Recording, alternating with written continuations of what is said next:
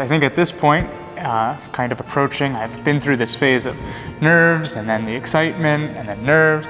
And at this point, there's very much a peace going into the week laying down my life in service to the church and in service to the people of God in the Archdiocese. So at this point, there's very much a tranquility, a peace in my prayer, and just looking forward to Saturday. Yeah, I'd echo that. There's a definite peace. I think there's also just a little bit that's still kind of surreal, being as we are right now, as we film this about 48 hours out. I've been in seminary for 7 years, and so you're working, you're praying, you're discerning. To be finally on the cusp of this moment, there's still a tinge of it that doesn't entirely feel real yet, that 2 days from now, please God, we'll be laying down our lives in service to the church, to the Archdiocese, as Dan had said. We've been praying, for example, the Liturgy of the Hours, the breviary, through the last years of our seminary formation. It's been a good thing we've done, but on Saturday we'll promise for the rest of our lives to pray the breviary. We'll promise to deepen the spirit of prayer that we've begun. We'll promise obedience to the Archbishop. And so these things that we've been doing, we now speak and promise to do them perpetually.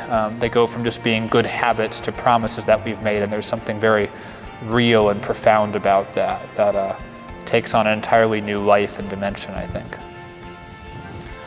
I think in these last kind of few weeks being home, we've had a little break before ordination.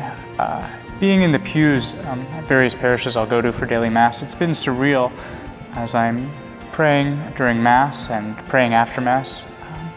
All the people over the years I've thought about that have prayed for me, prayed for my vocation, whether I've known it or not.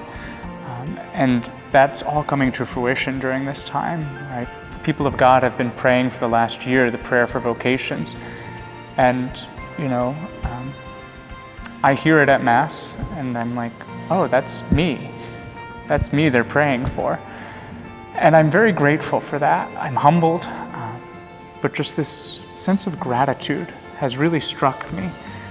I've thought about being at my home parish. I've thought about the many people over the years that have prayed for me and noticed a vocation in me that are no longer with us. And so I pray for them in return.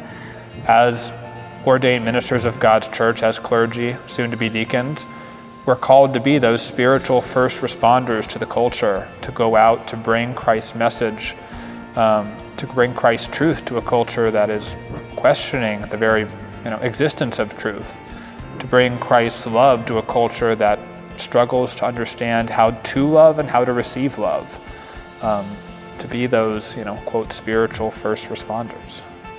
And we do it with a friendly face.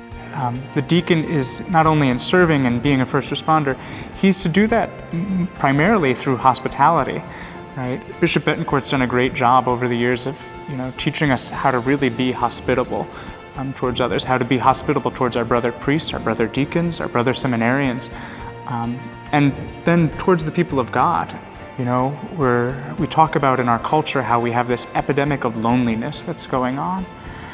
And so many people are so glued in with their devices and glued in with just themselves that just saying hello and saying, I notice you, right? I care about you. Those are the baby steps for kind of being able to respond and proclaim the truth of Jesus Christ.